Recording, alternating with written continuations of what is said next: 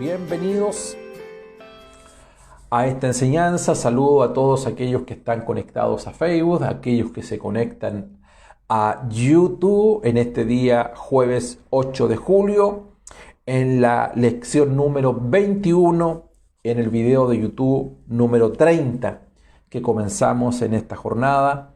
No olvide solicitar todo el material que usted solicite, que todo el material que estamos enseñando está a su disposición, incluyendo la lección de este día, la lección número 21 de la enseñanza del libro de los Efesios. Así que vamos a comenzar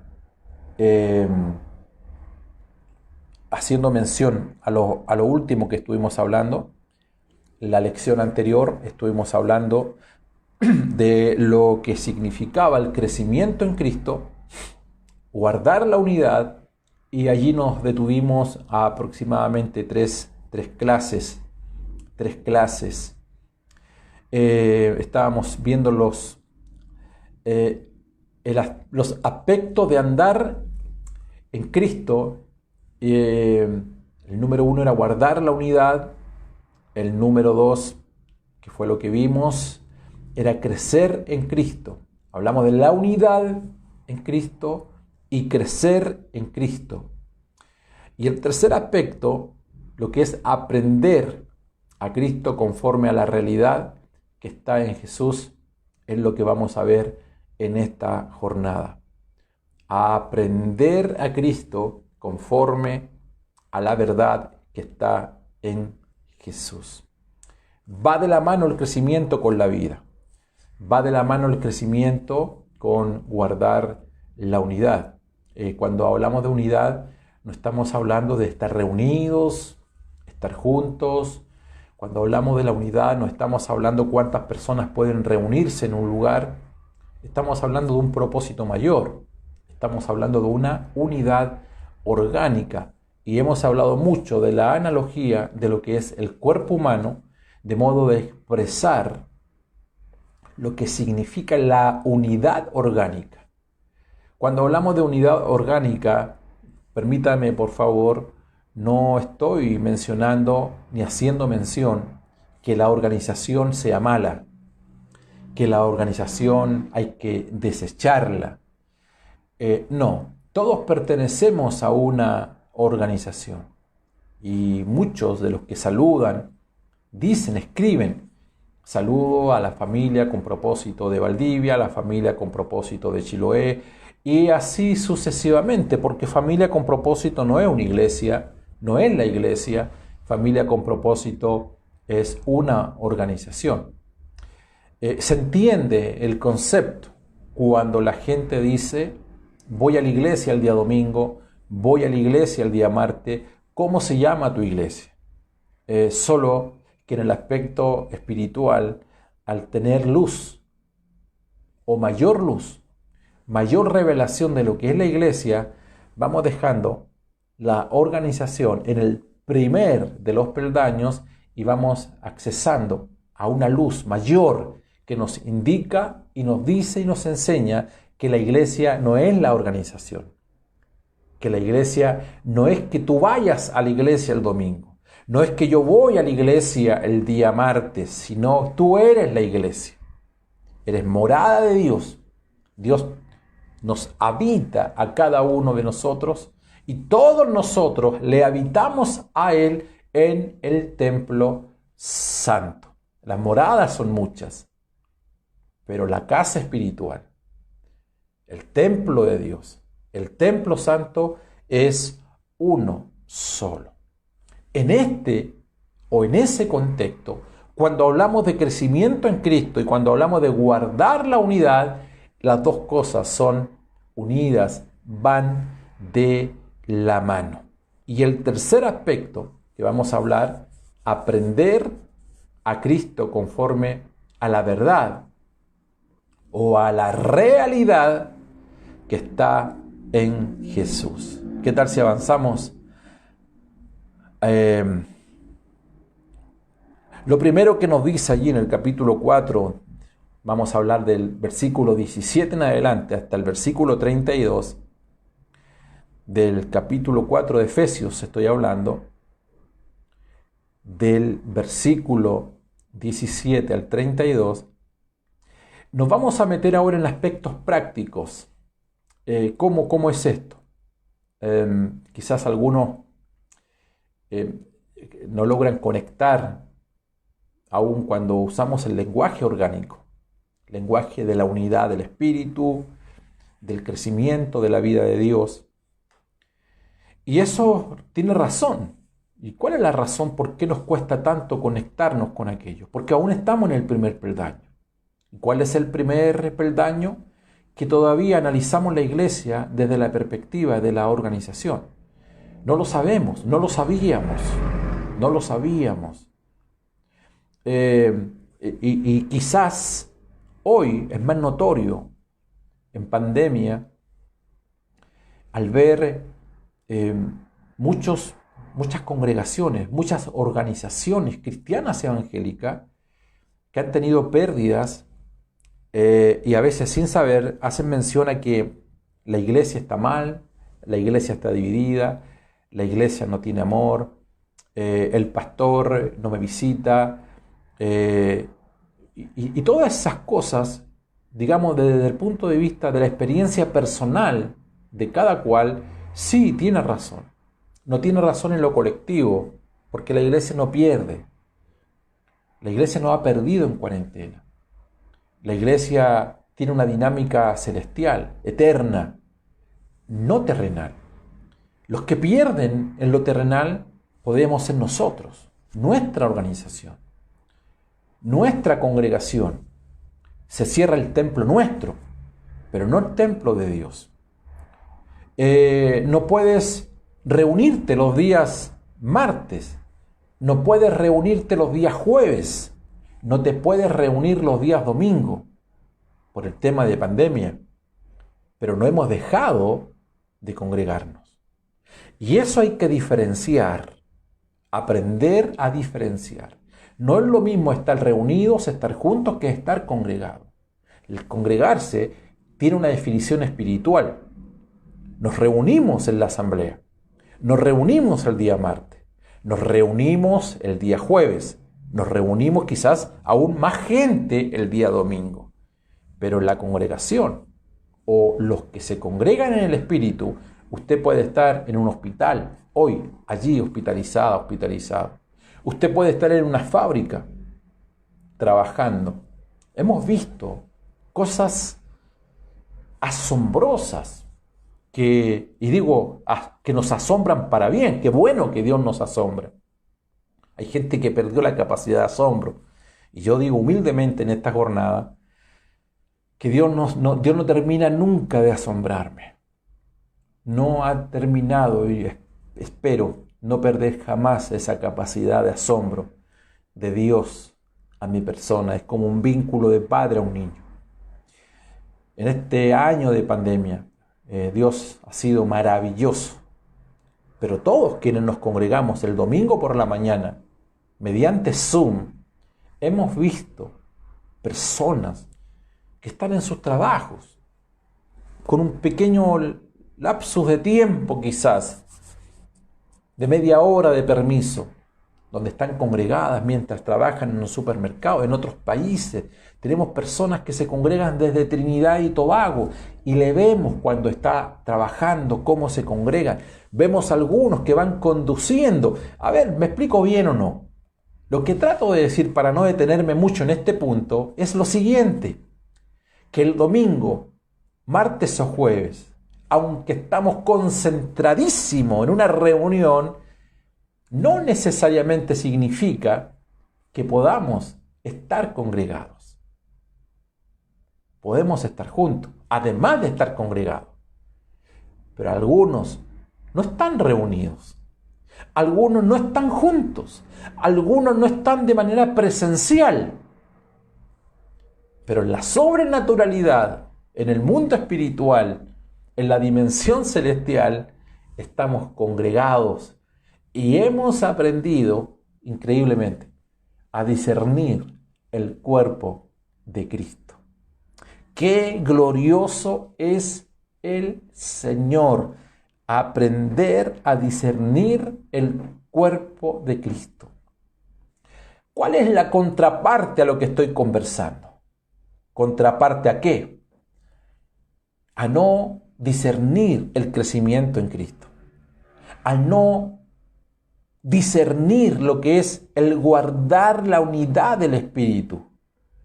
El no discernir, el andar conforme a la realidad o a la verdad en Jesús, como lo dice el apóstol Pablo. Versículo 17 dice: esto pues digo, y testifico en el Señor, que ya no andéis. Es una confrontación, pero es una amonestación. Ya no andéis como los gentiles. Gentiles, gente que no tenía pacto. ¿Por qué no debemos andar como los gentiles? Porque todavía andan, dice, en la vanidad de la mente. Todavía andan en la vanidad de la mente. ¿Qué es la vanidad de la mente? Es una reprensión. No anden como los gentiles. Lo primero que dice, porque andan en la vanidad de la mente. Los gentiles pertenecen a gente que no tiene pacto. Pertenecen, digamos, en términos de hoy día, extrapolar a los días nuestros, significa aquellos que tienen su entendimiento entenebrecido, porque han envanecido, valga la redundancia, el raciocinio. Pablo dice en Romanos capítulo 1, verso 21, dice, porque habiendo conocido a Dios, es fuerte esto, es muy fuerte, no le glorificaron como a Dios, ni dieron gracias, antes se desvanecieron en su discurso, y el necio corazón de ellos fue entenebrecido. Gente que anda sin Dios, que andan en la vanidad de la mente, y son controlados y son dirigidos por vanos pensamientos. Todo lo hacen conforme a una mente caída, a una mente que no conecta, que no hay guianza de Dios, por cierto. Gente que no ha renacido de nuevo, gente que no se ha convertido, gente que anda en la vanidad, que no comprende, no entiende la realidad de Dios a la cual usted y yo pertenecemos.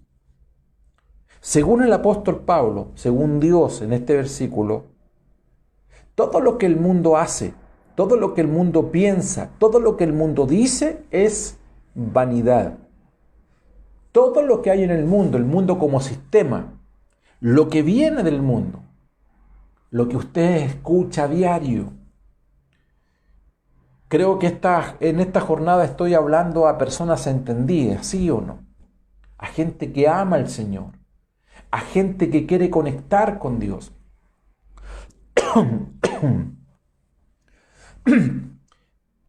Pero a la vez, gente que le ha costado despegar, salir, porque siempre hay un pensamiento de turno que impera de alguna u otra forma a que aterrices en el lugar donde está en lo terrenal y te desconectes de lo celestial.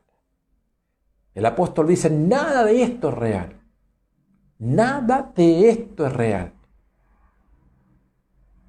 Todo es vanidad, todo es vacío, todo es banal. Es cuestión, amados, que hoy en día pongamos atención por algunos segundos a lo que usted escucha, a lo que oye, a lo que ve en televisión, a lo que escucha en su trabajo.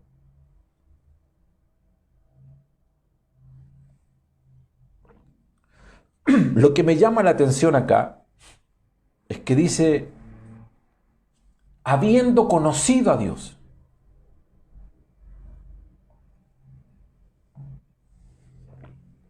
Habiendo conocido a Dios. No le está hablando a un público ajeno, ¿ah? No es un público ajeno. Es gente que conoció a Dios, pero que por alguna razón esta gente se envaneció. Y yo digo, es cuestión de que usted vea, escuche, lea las redes, cuánta vanidad, cuántas cosas vanas, banales, vacías tenemos de gente que escribe, que discute, que pelea, que tiene pensamientos que uno dice, estos pensamientos no vienen del reino de Dios. Estos pensamientos no pueden aterrizar aquí en la tierra, vienen de la tierra. Estos pensamientos no bendicen, no edifican, no contribuyen. Estos pensamientos nacen en el hombre. Estos pensamientos no son pensamientos que vengan de la mente del Señor. Vienen de mentes entenebrecidas.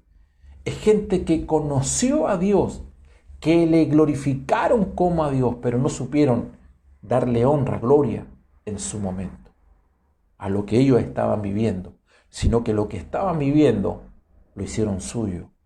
Y eso es peligroso. Hablamos de las gracias las clases pasadas. Y una de las cosas que decíamos, que el don de la gracia de Dios, que ha sido impartido en cada uno de nosotros, nunca te olvides, por muy bella, por muy bello que seas en el Señor, no te pertenece aquello. No te pertenece. Y no olvides que el mundo, hay gente que dice que el mundo es plano.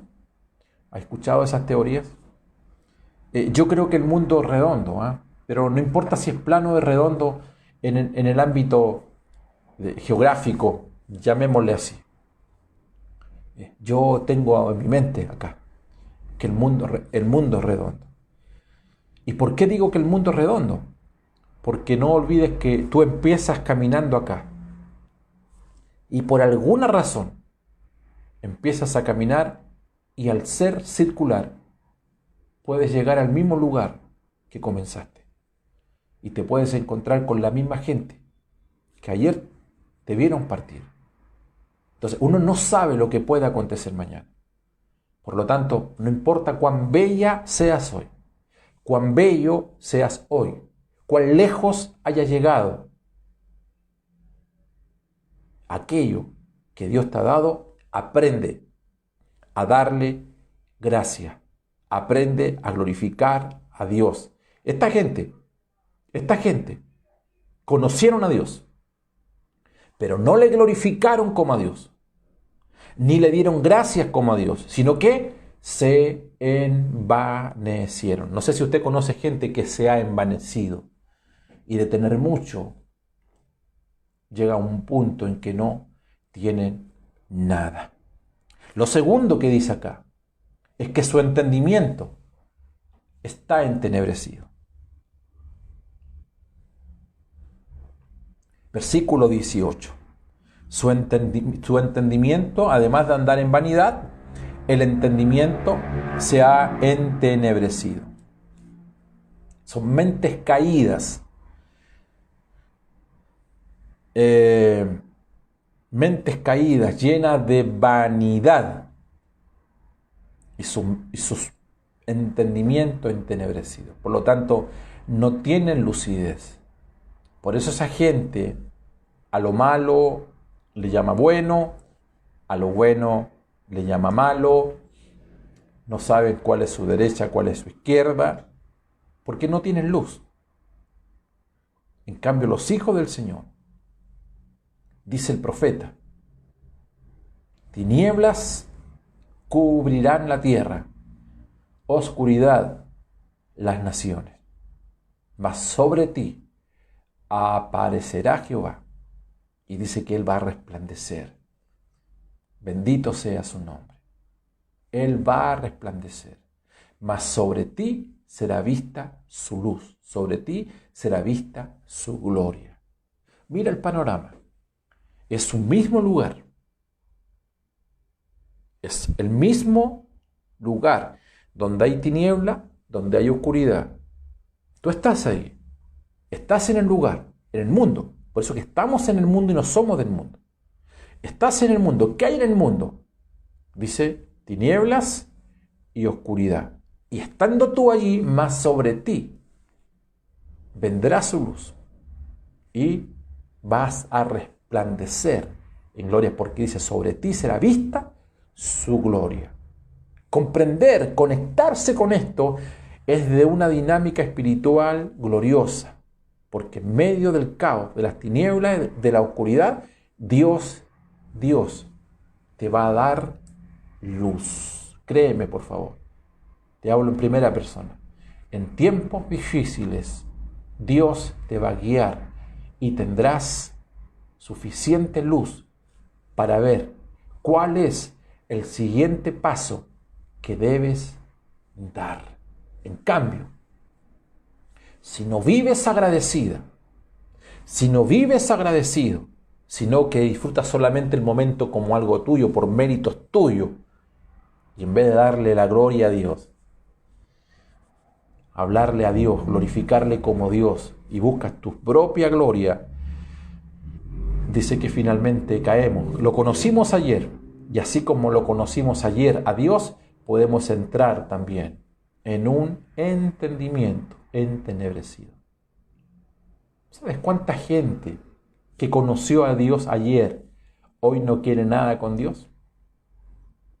¿Sabes cuánta gente que tuvo experiencias gloriosas y poderosas con Dios ayer no quieren nada hoy? Son religiosos, o sea, van a la congregación, buscan de alguna u otra forma, pero perdieron las ganas, perdieron la pasión, perdieron el deseo. Eso se llama conformismo. La Biblia le llama pereza. Y alguien perezoso es alguien que de alguna u otra forma el motor dejó de funcionar. Y cuando a una persona el auto le queda a mitad de camino, hay que empujar, cuesta, ya necesitas otros elementos, que no es el punto que estoy conversando. Tenemos una dinámica propia. La motivación en un hijo del Señor, lo he dicho tantas veces, no lo confundas con el estímulo. Y hablo como pastor, por si hay algunos pastores presentes ahí. Por lo general, los pastores no necesitamos estímulo. Bienvenido el estímulo. Bienvenido el estímulo. Esto que ustedes hacen allí cuando escriben, eso a uno les estimula. Pero las redes sociales, usted sabe que no siempre te estimulan. ¿Correcto? En tu casa, quizás en tu familia, no hay mucho estímulo. Sino muchas veces hay cuestionamiento, hay discusión, hay pleito, y nadie se motiva de esa forma. Nadie se motiva en el trabajo cuando te cuestionan, cuando te critican.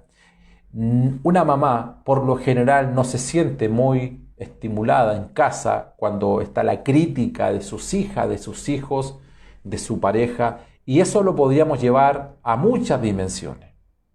Por lo tanto, si está el estímulo, bienvenido. Se agradece a Dios primeramente y se agradece a la gente que siempre tiene esa deferencia de mandarte un saludo, de escribirte, en fin. Mira, hay personas que se enojan porque nadie les saludó para su cumpleaños. Eso es un estímulo, ¿correcto? Nadie me saludó para mi cumpleaños, nadie me recordó. Ni tu pareja te saludó, ni tus hijos te llevaron desayuno a cama. Tienes razón, pero eso es estímulo. Pero un hijo del Señor, mayormente un pastor, pastora, pastores presente, nosotros no vivimos de estímulo. Por favor, ya lo dije, bienvenido a los estímulos, pero el problema es cuando no están. Nosotros vivimos de motivación. Motivación significa un motor para accionar, una razón para accionar, un motivo. Motivación es una palabra compuesta, motivo para accionar. Y mi motivo para accionar no está fuera de mí, está dentro de mí. Eso es. Por eso es que en medio, tinieblas cubren la tierra, oscuridad las naciones. Pregunto, no hay ningún estímulo para levantarse cuando hay tiniebla y hay oscuridad. No hay ningún estímulo. Mucha gente no vio el estímulo en todo este año de pandemia para continuar, para seguir predicando, seguir intercediendo, seguir orando, seguir discipulando. ¿Cuál es el estímulo que tenemos para levantarnos temprano por las mañanas? Vamos al punto. Esta gente conoció a Dios, pero no le dieron gracias como a Dios. No le alabaron como Dios. ¿Qué razón tienes tú si trabajas 15 horas diarias para llegar y darle gracias al Señor si lograste trabajar tú 15 horas, produciste tú? La gracia está cuando trabajas la mitad de aquellos que están en el sistema y ves la mano de Dios. ¿Me explico bien? Eso es entonces motivo para darte vuelta y glorificar a Dios como a Dios, porque haciendo la mitad que otros están haciendo, tú estás produciendo más porque has comprendido, entendido que tienes un potencial divino dentro de ti, que no es humano, sino divino. Dios lo puso, lo sembró, una semilla dentro de ti. Por eso que la palabra del Señor dice que ninguna palabra que sale de la boca de Dios vuelve a Él vacía, porque Él se encarga en el tiempo, en el proceso, en lo cronológico, que aquella palabra que Él liberó a tu vida, una pequeña semilla, toda semilla potencialmente es un árbol. No te olvides nunca eso. Todo lo que hoy es pequeño, mañana será grande. Todo lo que hoy es grande, ayer fue pequeño. Todo lo que es semilla hoy, mañana será un árbol. Ese gran árbol que tú ves hoy, cuando pasas, transitas en tu carro, en tu vehículo, un día fue una semilla. Nunca olvides eso. Quizás estás en una etapa de tierra árida, de semilla, no ves el árbol. Pero Dios dice que cuando Él larga una semilla, larga una palabra, Él se va a encargar, Él personalmente, que esa palabra vuelva a Él. Por lo tanto, no importa el tiempo que estés viviendo, el momento, no lo sé, pero vuélvete a Dios, sírvele como a Dios, darle gracias a Dios, glorifica su nombre, de modo que no entre tiniebla y tu entendimiento comience a ser entenebrecido o entres en la vanidad. Y lo tercero que dice acá esta gente finalmente, son ajenos a la vida de Dios. ¿Y cuál es la vida de Dios?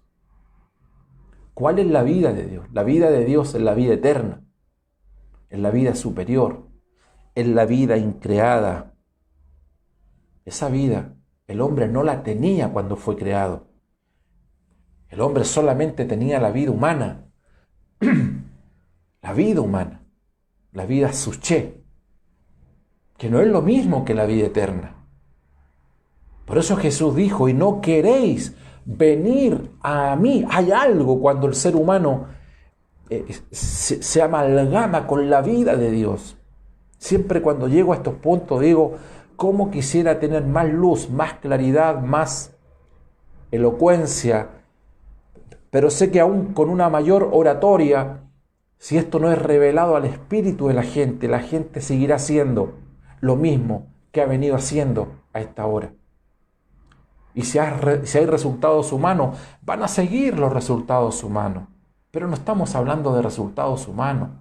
Estamos hablando de frutos rendidos para Dios. El hombre cuando fue creado, fue puesto, como lo hemos dicho, delante del árbol de la vida. Eso aparece en Génesis, capítulo 2, versículo 8 al 9. Allí Dios sopló en él la vida eterna, la vida increada, la vida Zoe. Pero el hombre finalmente, ¿qué dice la Biblia? Cayó en la vanidad de su mente. ¿Y qué pasó con su entendimiento? Su entendimiento fue entenebrecido. Es la condición en la cual el hombre hasta el día de hoy se encuentra. En esa condición, el hombre no puede tocar a Dios. En esa condición, el hombre fue desechado del huerto. ya nunca más puedo accesar a la vida de Dios o a la vida eterna o al árbol de la vida. Entró en una naturaleza maligna. Esa naturaleza fue inyectada, ese veneno fue inyectado en el hombre. ¿Y cuál fue el resultado? El hombre se alejó de Dios. Génesis 3:24 dice: el Señor echó al hombre y puso al oriente del huerto del Edén querubines y una espada encendida que se revolvía por todos lados para guardar el camino del árbol de la vida. Es decir, Dios puso un límite. No puedes pasar, no puedes accesar a mi gloria en esa condición. Los querubines, la llama de fuego y la espada que representan la gloria, la santidad y la justicia de Dios, voy a repetirlo, los querubines, la llama de fuego y la espada que representan la gloria, la santidad y la justicia de Dios, impedían que el hombre pecaminoso recibiese la vida eterna. Pero 4000 años después, en la cruz, pero cuando el Señor Jesús murió en la cruz, Él satisfizo todos los requisitos de la gloria, de la santidad y la justicia de Dios, y mediante la redención que Él efectuó, se abrió el camino para que nosotros tuviésemos nuevamente acceso al árbol de la vida. El árbol que estaba en el huerto es Cristo presente aquí en la tierra. Él dijo: yo soy la vid, yo soy el árbol. Así como le fue impedido comer por el pecado de Adán, Él dice: aquellos que tienen hambre, vengan, coman de mí y nunca más tendrán hambre. Él es el pan de vida, Él es la palabra encarnada, el Cristo glorificado que está dentro de ti. Hechos 10:19 dice: declara que tenemos confianza para entrar en el lugar santísimo por la sangre de Jesús.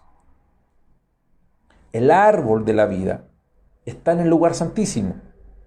Y nosotros, como creyentes de Cristo, de nuevo tenemos acceso a ese árbol.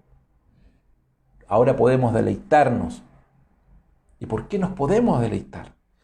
Porque tenemos a diario, o sea, está dentro de nosotros la vida eterna, Cristo. Pero tenemos el disfrute diario, a diario. No tienes que ir a otro lado, no tienes que buscarlo fuera, lo tienes dentro. No tienes que buscar orientación, y la luz la tienes dentro. No permitas que las voces externas hagan que tu mente se vuelva una mente entenebrecida. ¿Por qué? Porque de tu interior hay algo que está ocurriendo, que a la vez tu mente se está renovando. El trabajo de Dios desde adentro hacia afuera hace que tu mente comience a ser renovada. El trabajo de las tinieblas hace que tu mente desde afuera hacia adentro se comience a entenebrecer. Y es la razón por qué la Biblia dice que sobre toda cosa guardada, guardemos nuestro corazón. Cuidado con lo que ves, cuidado con lo que oyes, cuidado con lo que estamos escuchando. En un mundo entenebrecido, vuelvo al punto que habla el profeta: tinieblas cubren la tierra, oscuridad las naciones, pero en un Hijo del Señor siempre estará la luz de Cristo.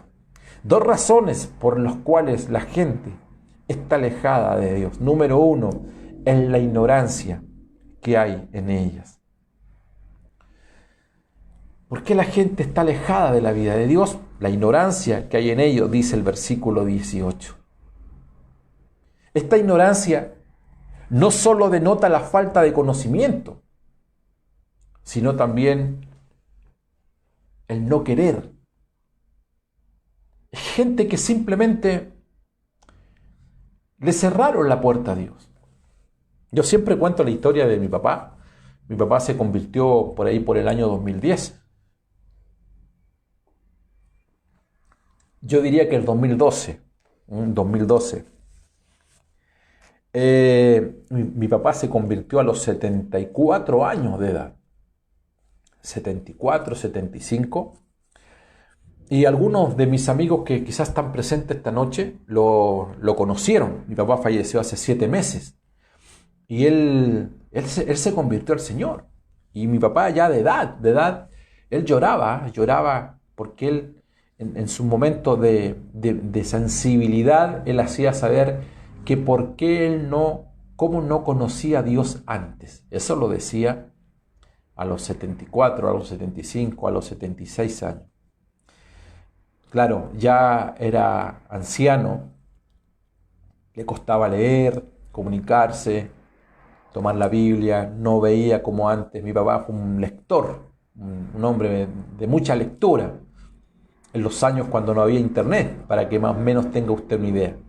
Pero yo recuerdo, haciendo mención a este texto, que él no quería simplemente, él negaba la fe, él negaba a Dios, él no creía, él notaba que el Antiguo Testamento solamente eran historietas, que no eran realidades, que el león que no se quiso comer a Daniel era un león que Daniel lo crió de pequeñito. Mira las historias que me enseñaba él, me da risa, porque recuerdo que me decía que Daniel crió al león de pequeñito y el león tenía una espina y Daniel se la sacó, y ese león cuando creció justo estaba ahí en el foso y se recordó que él, imagínate, pues yo me río de esto, pero en su mente, en la ignorancia, dice el apóstol Pablo, de ellos, denota la falta no solo de conocimiento, sino también de no querer saber nada de Dios. Ven a Dios lejos. Y esa gente tú la encuentras todos los días. ¿Cómo le hablamos a esa gente que no cree en Dios? ¿Cómo le hablo de Dios entonces? ¿Cómo le hablo a esa gente de la Biblia si no creen en la Biblia? Y nosotros cometemos ese error porque le queremos hablar de la Biblia a gente que no cree en la Biblia. Le queremos hablar y le nombramos a Dios a gente que no cree. Le cerraron las puertas a Dios. Porque la Biblia dice que el hombre caído son duros de corazón y no aprueban las cosas de Dios. Y debido a eso, su entendimiento está entenebrecido. Eso es una cosa. Esa gente dura, tosudos. Y a uno en su momento de joven, evidentemente que le da un celo. Yo recuerdo que llegaba al trabajo y me enojaba con mis compañeros. Y les reclamaba a Dios y les decía: Señor, ¿cómo esta gente no puede creer en ti? ¿Cómo son tan duraznos? No teníamos, digamos, por un lado teníamos el mensaje en una mano, pero nos faltaba también la misericordia. El amor y la misericordia van siempre de la mano. Y el impulso muchas veces lleva a Pedro a cortar la oreja al hombre equivocado. Todos hemos cometido errores. Yo creo que uno de los errores más graves que tú puedes cometer es no glorificar a Dios como a Dios y el no darle gracias, porque paulatinamente te vas enfriando, tu entendimiento se pone entenebrecido. ¿Qué significa en un hijo de Dios aquello? Que no tienes luz, que no tienes claridad en los pasos que debes dar, no tienes seguridad, te desorientas fácilmente. Podríamos ponerle muchos sinónimos, Pero como sé que gente de Dios la que está escuchando en esta jornada, me gusta mucho el relato que dice así: el que tiene oídos, oiga lo que el Espíritu le está hablando. Y es probable que usted se encuentre en esa situación. Usted tiene que levantarse. Usted no tiene que ser presa del sistema. Presa del sistema significa que haces que el sistema te oprima, te detenga, te opaque. No, tú estás por sobre el sistema. La Biblia dice que usted está arriba, no abajo. Que usted está sentada en los lugares celestiales.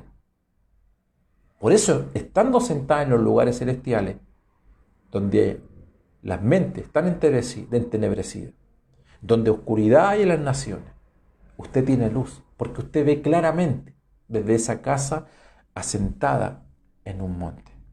Lo segundo que dice acá y menciona es por la dureza de su corazón. Van de la mano, van de la mano, son como sinónimo todo lo que estamos conversando.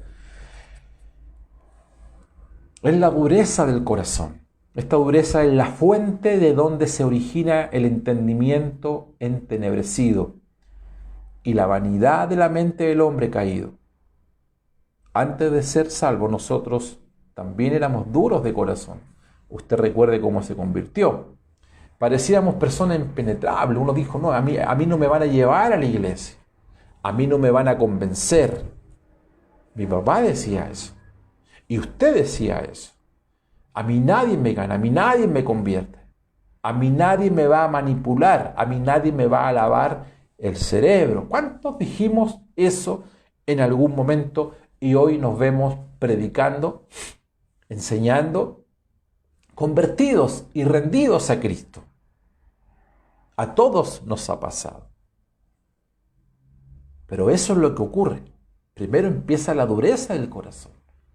No, yo no voy a participar, yo no creo, yo no me voy a congregar, me voy a ir de a poco, ve tú. El esposo le dice a la esposa, no, ve tú nomás, yo me voy a tomar un tiempo. La esposa le dice lo mismo al esposo, vámonos con calma. Y no nos damos cuenta cuando comenzamos a ponernos duro de corazón. Y al ponernos duro de corazón, lo que estás haciendo es que el campo, la fe viene por el oír y el oír es por la palabra. Vale decir, hay una tierra fértil allí, donde la semilla va cayendo y germina. Cuando aquello se pone duro, ya la semilla no tiene efecto. Y si la semilla no tiene efecto, repercute en el entendimiento. No tenemos luz. Estamos desorientados. Por eso que un mandamiento en la Biblia es que no te puedes confundir. Una hija de Dios, un hijo de Dios, no puede andar confundido. ¿Cómo se es, pastor? Pero no me diga eso. Claro, lámpara es a mis pies. Lámpara es a mis pies tu palabra. Lámpara, ¿cuándo usted, voy terminando ya, cuándo usted enciende una lámpara? Por favor, dígalo o escríbalo allí, a ver, no alcanzamos, pero ¿cuándo usted enciende? Yo tengo lámparas encendidas en este momento. ¿Por qué? Porque es de noche. ¿Me explico bien? Usted no enciende lámpara de día. Usted no ora de día. Usted no busca el rostro del Señor de día, porque tiene el sol. Lo tienes todo, ves todo, es decir, tu vista alcanza para ver todo. El problema nosotros lo tenemos de noche. Y allí, cuando el corazón es duro, ni siquiera alcanzas a tomar la lámpara, que te encienda, que te dé luz, que te dé capacidad resolutiva, acción. Ver las condiciones, ver el momento, ver el tiempo, saber cómo debo concluir esta situación. ¿A quién voy? ¿A quién llamo? ¿A quién le pido consejo? ¿Sabe lo que hace la gente cuando el corazón se endurece? No tiene luz. Y cuando no tiene luz se envanece. Y ya después dejan de creer. Permítame solamente concluir. Conozco a muchos hijos del Señor. Como dice el relato, lo conocieron.